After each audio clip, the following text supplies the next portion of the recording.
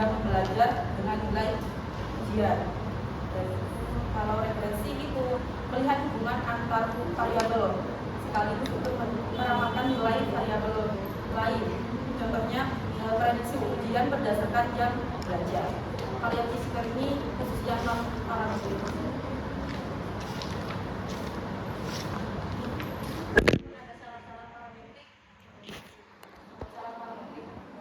Yang tadi sudah disebut syarat untuk bisa menerapkan statistik parametrik, dan untuk lebih jelasnya ada beberapa kriteria yang perlu dipertimbangkan dan dicermati. Yang pertama itu ada sampel yang harus diambil berdistribusi normal.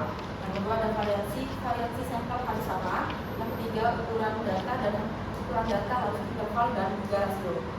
Yang keempat pengambilan sampel harus ditarik atau dilakukan secara random.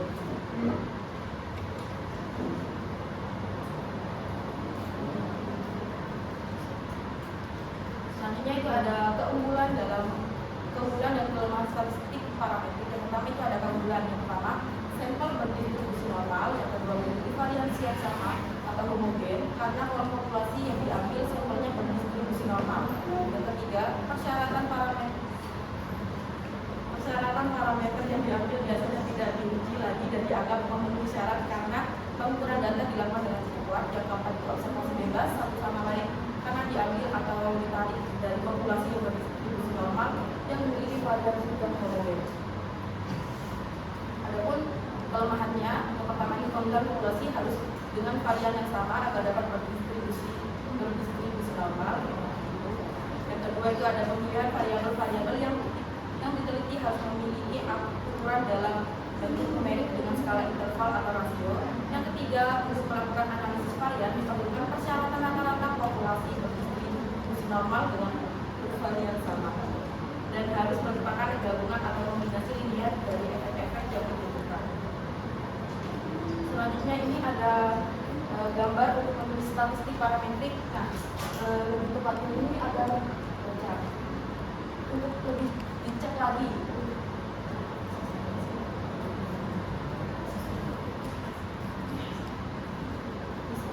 Nah, gambar yang sebelah kanan itu flowchart penentuan statistik parametrik pada gambar pertama, penentuan statistik.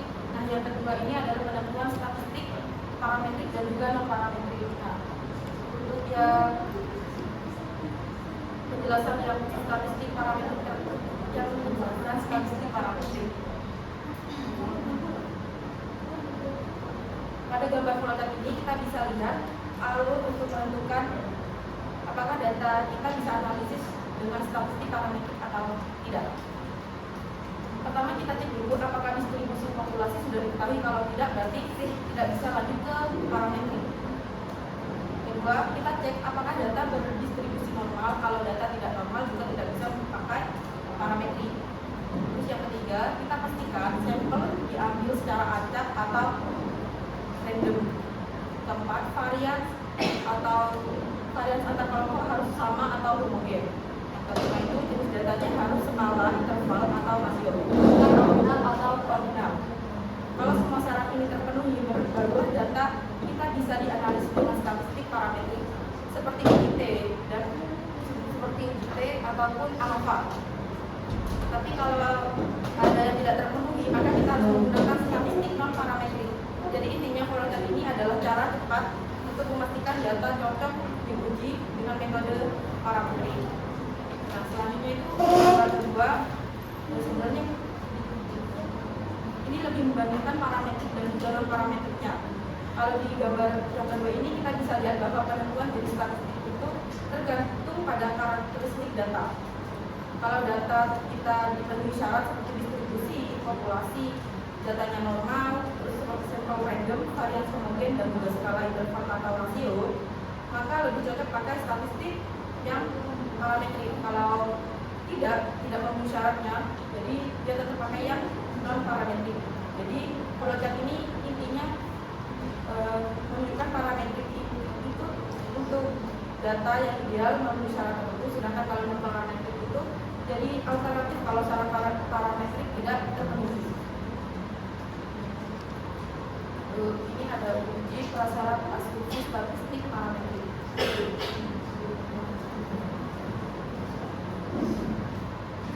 pertama itu ada uji T. Yang pertama itu uji T yang berkaitan dengan variabel terikat dari sebuah kelompok yang dibandingkan diasumsikan berdistribusi normal. Jadi intinya kalau uji T itu normal. Sedangkan variabel terikat dari semua kelompok yang dibandingkan diasumsikan memiliki varian yang sama atau homogen. Kalau ANOVA itu variabel terikat dari semua kelompok yang dibandingkan diasumsikan berdistribusi normal juga. Variabel terikat dari semua kelompok yang dibandingkan diasumsikan memiliki varian sama juga dengan uji T. Jadi uji T sama ANOVA itu selanjutnya itu ada analisis regresi. Yang pertama itu memenuhi syarat uji asumsi klasik, heteroklasi dan diperiksa apakah ada perbedaan yang tidak sama antara satu residu dengan pengamatan lainnya. Jadi itu menguji pengaruh variabel independen terhadap variabel dependen sehingga tidak boleh ada korelasi antara pengamatan dan data observasi sebelumnya. Jika terjadi korelasi, maka dinamakan ada problem atau korelasi. Selanjutnya itu ada uji multikolinialitas. Dirancang untuk menentukan apakah ada korelasi yang tinggi antar variabel independen dalam model regresi linear berganda. Terus selanjutnya itu ada variabel terikat semua kelompok dibandingkan yang diasumsikan berdistribusi normal. Jadi sama analisis regresi juga normal karena statistik parameter itu intinya normal. Terus selanjutnya itu ada analisis korelasi. Cara pertama untuk melakukan uji korelasi adalah data harus berbentuk interval atau rasio. Outlier atau kesimpulan adalah data yang berbeda dengan data lain pada suatu sampel. Ketiga, syarat selanjutnya yang harus dipenuhi adalah bahwa varian kedua variabel harus sama. Yang keempat adalah variabel terikat dari semua kelompok yang dibandingkan diasumsikan berdistribusi normal. Selanjutnya akan dijelaskan Alhera tentang konsep uji asumsi klasik. Selanjutnya adalah konsep uji asumsi klasik. Apa sih asumsi klasik itu? Asumsi klasik atau classical assumption test juga dikenal sebagai pengujian asumsi klasik dalam analisis data kuantitatif mencakup prinsip-prinsip dasar yang penting untuk memastikan validitas dan keandalan analisis statistik. Itu menurut Iba dan Wardana tahun 2024. Asumsi-asumsi itu terdiri dari yang pertama, normalitas adalah salah satu asumsi klasik yang penting dalam analisis data kuantitatif. Asumsi ini mengacu pada distribusi data yang terdistribusi secara normal. Untuk menguji normalitas data, uji statistik seperti uji normalitas Kolmogorov-Smirnov atau uji Shapiro-Wilk dapat digunakan. Jika data tidak terdistribusi secara normal, beberapa transformasi data mungkin diperlukan sebelum melakukan analisis lebih lanjut. Yang kedua ada homogenitas, mengacu pada keseragaman variabilitas di antara kelompok-kelompok data. Asumsi homogenitas varian perlu dipenuhi untuk analisis varian dan sebagian besar uji parametrik lainnya. Uji Lefevre atau uji Bartlett sering digunakan untuk menguji homogenitas varian. Jika asumsi ini tidak terpenuhi, teknik analisis alternatif seperti analisis varian yang tidak parametrik mungkin lebih sesuai. Yang ketiga ada linearitas, mengacu pada kejelasan hubungan kausal antara variabel-variabel yang diamati. Asumsi ini penting terutama dalam analisis regresi. Sebelum melakukan analisis regresi, penting untuk memastikan bahwa hubungan kausal antara variabel-variabel telah terbukti atau diperkirakan secara logis. Jika tidak, maka interpretasi hasil analisis regresi dapat menjadi tidak valid. Nah, asumsi klasik sendiri sebenarnya bukan aturan mutlak dan dapat diabaikan dalam keadaan tertentu. Namun, melanggar asumsi klasik dapat mempengaruhi keandalan dan kevalitan hasil analisis statistik. Penting untuk memeriksa dan memastikan bahwa asumsi klasik telah terpenuhi sebelum melanjutkan analisis data. Jika asumsi klasik tidak terpenuhi, penting untuk mencari solusi yang tepat sebelum menafsirkan hasil analisis statistik. Hal tersebut menurut Carlin dan Moreno Betancourt 2023 dalam Iba dan Wardana 2024. Selanjutnya kita akan masuk pada jenis uji asumsi klasik. Jenis-jenis asumsi klasik. Uji asumsi klasik merujuk pada serangkaian tes statistik yang digunakan dalam analisis regresi dan ANOVA untuk mengevaluasi kepatuhan data terhadap asumsi-asumsi klasik yang mendasari teknik-teknik tersebut. Asumsi-asumsi ini merupakan prasyarat penting untuk memastikan validitas hasil analisis statistik. Jika ada yang tidak memenuhi salah satu atau lebih dari asumsi-asumsi ini, maka hasil analisis statistik yang dihasilkan mungkin menjadi tidak dapat diandalkan. Yang pertama ada uji normalitas. Asumsi normalitas adalah asumsi penting dalam analisis statistik, terutama saat menggunakan teknik seperti uji hipotesis, analisis regresi, dan analisis varian. Tujuan uji asumsi normalitas adalah untuk menguji serangkaian data, apakah populasi data berdistribusi normal atau tidak. Jika data berdistribusi normal, maka dapat digunakan uji statistik berjenis parametrik seperti yang tadi dijelaskan sama Marenta. Namun sebaliknya, jika data tidak berdistribusi normal, maka digunakan uji statistik non-parametrik. Mengapa uji normalitas penting dalam statistika? Yang pertama, uji normalitas itu sederhana dan mudah dimengerti. Distribusi normal memiliki sifat matematis yang sederhana, sehingga mudah untuk dipelajari dan digunakan dalam analisis statistik. Yang kedua, banyak uji statistik berdasarkan asumsi normalitas, misalnya t-test dan ANOVA itu mengasumsikan bahwa data berdistribusi normal. Yang ketiga, teorema limit pusat yang menyatakan bahwa rata-rata dari sampel acak yang cukup besar akan mendekati distribusi normal, terlepas dari distribusi populasi aslinya. Hal ini membuat distribusi normal sangat berguna dalam inferensi statistik. Nah, di sini ada contoh jenis uji normalitas. Yang pertama ada uji Shapiro-Wilk, yang kedua ada uji Kolmogorov-Smirnov. Yang pertama uji Shapiro-Wilk. Uji Shapiro-Wilk digunakan untuk menguji normalitas data pada sampel yang jumlahnya sedikit, yaitu kurang dari 100 sampel. Uji ini dapat digunakan pada sampel yang jumlahnya lebih besar, tetapi lebih tepat digunakan untuk sampel kecil. Uji Shapiro-Wilk memanfaatkan data mentah yang belum diproses menjadi tabel distribusi frekuensi. Caranya, data diurutkan terlebih dahulu, lalu dibagi menjadi dua kelompok untuk dilakukan transformasi menjadi nilai Z. Uji ini penting untuk menghitung luas area di bawah kurva distribusi normal. Untuk rumusnya sendiri bisa dilihat di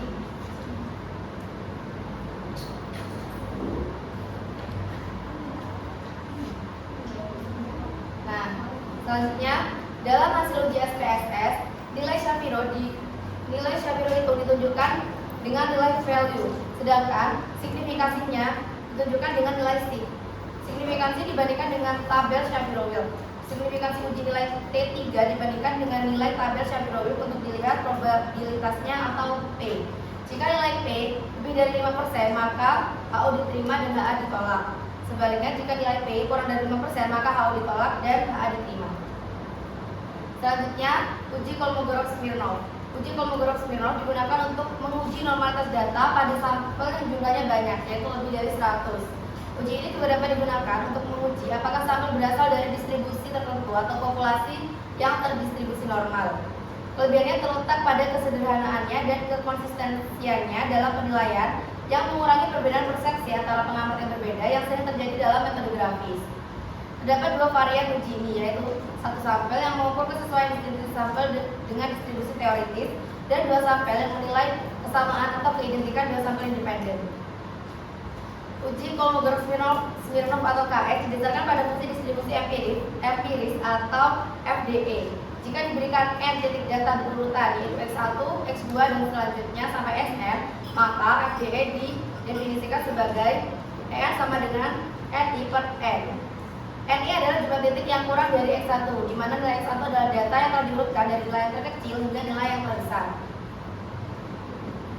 FDE adalah fungsi yang naik sebesar 1 per n pada setiap titik data. Statistik uji menggunakan D, yaitu nilai maksimum dari FXI min I min I per n menjadi, atau secara matematis dapat ditulis seperti ini, di mana FXI adalah peluang distribusi kumulatif. Baik, selanjutnya ada uji homogenitas. Tujuan utama dari uji homogenitas adalah untuk mengetahui apakah varians antara kelompok data yang dibandingkan seragam atau tidak. Nah, secara umum tujuan dari uji homogenitas itu adalah yang pertama, mengetahui apakah kelompok data memiliki keragaman atau varians yang sama. Yang kedua, memastikan bahwa asumsi homogenitas varian terpenuhi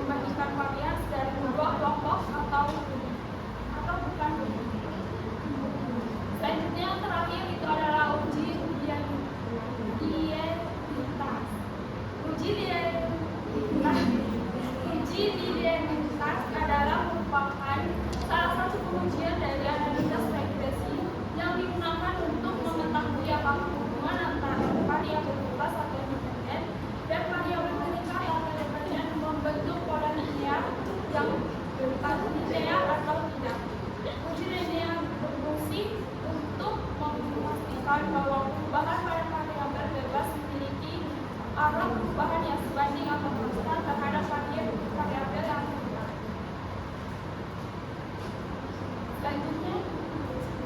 Selanjutnya kesimpulan dari materi ini adalah uji asumsi klasik penting dalam penelitian kualitatif untuk memastikan data memenuhi syarat analisis parametrik. Asumsi normalitas, homogenitas, dan linearitas harus dipenuhi agar hasil penelitian valid, akurat, dan dapat dipertanggungjawabkan. Dengan demikian, pemahaman serta menerapkan uji asumsi klasik membantu penelitian menghindari kesalahan interpretasi dan memilih metode analisis yang tepat.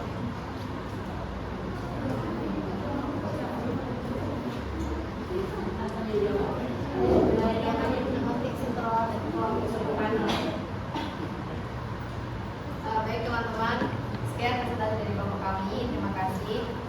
Wassalamualaikum warahmatullahi wabarakatuh. Waalaikumsalam warahmatullahi wabarakatuh.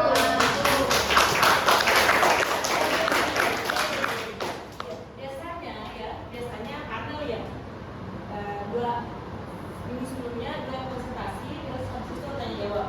Iya. Hari ini biasanya terjadi missing gitu, presentasi lebih baik ini.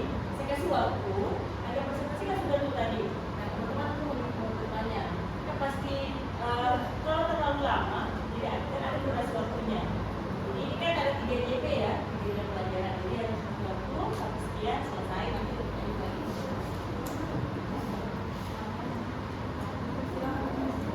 Ya, jadi kan itu tidak pertanyaan aja. Langsung saya juga langsung itu enggak. Silahkan nampilkan slide-nya kembali. Tadi yang ditampilkan adalah uji asumsi klasik. Intinya ada 3 uji homogenitas, uji linearitas, dan uji linearitas. Uji normalitas, linearitas, dan intinya ada 2, ada parametrik dan non parametrik. Nah perbedaannya itu apa boleh ditanyakan? Ya baik. Mungkin dari teman-teman ada yang mau mengajukan pertanyaan.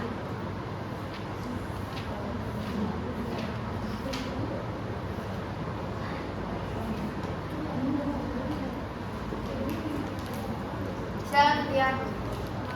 Saya dari kelompok 5 ingin bertanya, dapat sudah dijelaskan dalam sebuah penelitian komputasi kita harus melewati uji asumsi klasik terlebih dahulu. Nah, jika salah satu uji asumsi klasik kan tadi ada 3, normalitas, homogenitas, dan linearitas. Nah, jika salah satu dari itu ada yang tidak dipenuhi, apakah analisisnya dapat tetap bisa dilanjutkan atau justru harus diganti ke uji non parametrik?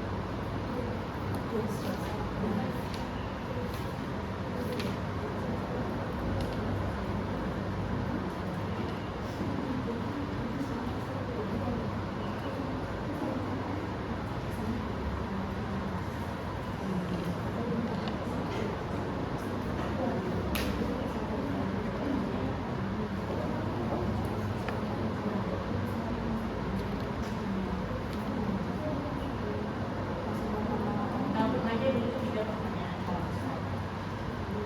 Ya sambil mikir teman-temannya.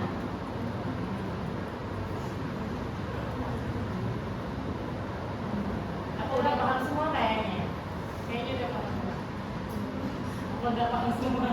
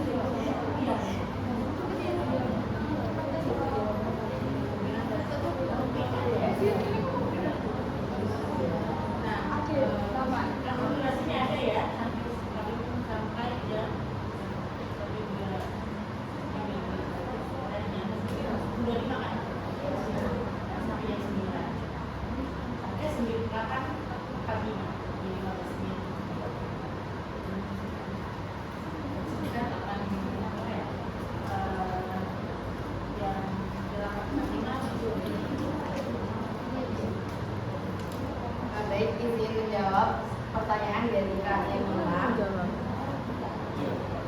Tadi kan Kak Yemima minta untuk dijelaskan dari poin-poinnya aja perbedaan dari ketiga uji asumsi klasik. Nah, yang pertama itu ada uji normalitas. Dari tujuannya itu uji normalitas itu untuk menguji serangkaian data apakah populasi data itu berdistribusi normal atau tidak.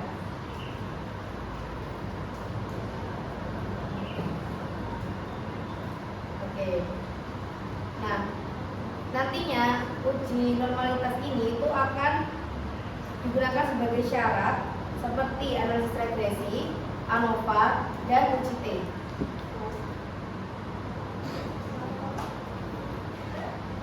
Syarat untuk uji statistik parametrik seperti analisis regresi, ANOVA, dan uji T. Nah, kalau ternyata setelah melakukan uji normalitas ini datanya itu tidak berdistribusi normal, maka bisa digunakan transformasi data atau uji non parametrik sebagai alternatifnya. Ini di bagian yang bawah. Jika data tidak berdistribusi normal, maka digunakan uji statistik non parametrik. Jadi dia itu tujuannya untuk melihat apakah populasi data itu berdistribusi normal atau tidak.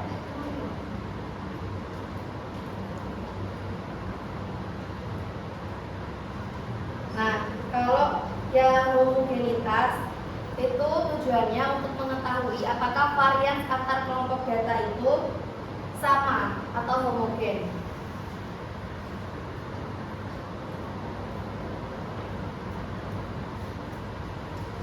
Nah, kalau uji homogenitas ini itu dibutuhkan pada pengujiannya membandingkan dua kelompok.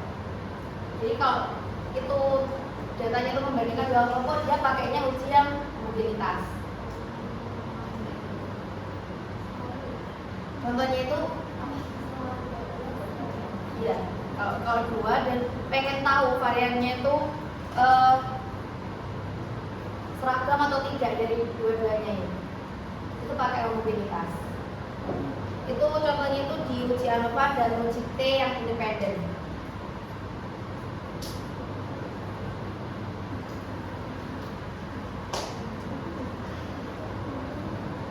Kalau misalnya uji asumsi homogenitas ini tidak terpenuhi, maka bisa digunakan metode koreksi atau alternatif uji.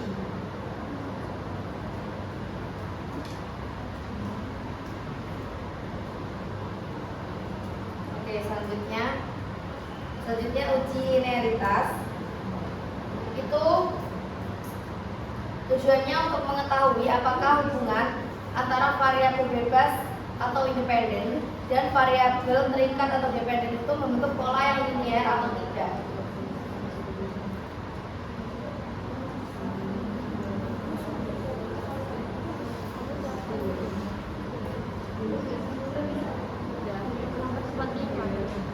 Nah, linearitas ini biasanya dipakai itu dalam analisis regresi.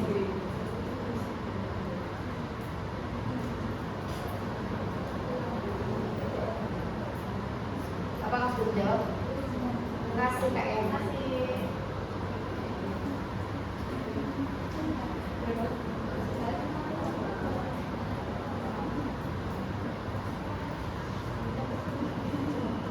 Baik, saya akan menjawab pertanyaan dari Cynthia.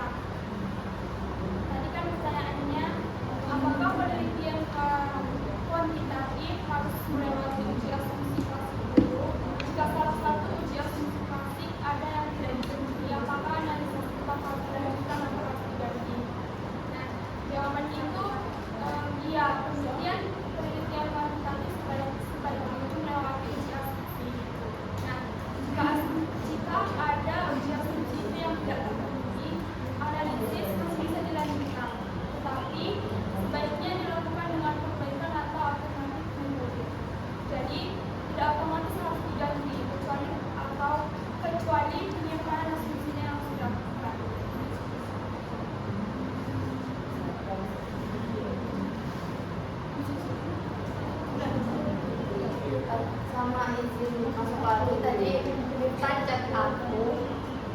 itu dibilang normal tuh kalau gimana. Nah, jadi teman-teman kemarin kan kita sudah mengikuti presentasinya kelompoknya hadis.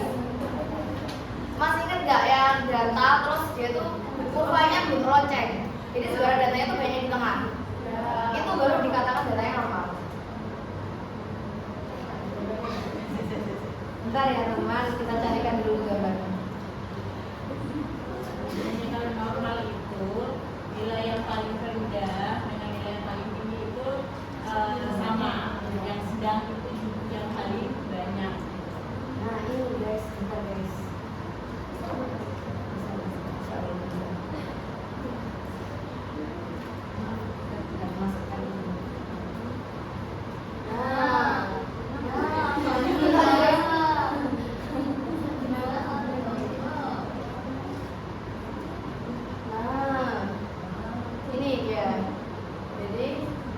Ini adalah data berdistribusi normal. Terus yang nggak normal tuh yang gimana? Yang kayak gini, teman-teman. Nah ini tidak normal. Kalau kurva itu tidak berbentuk lonceng seperti ini. Oh, bentar. Ini. Guys, mas. Ini normal ya. Ya dia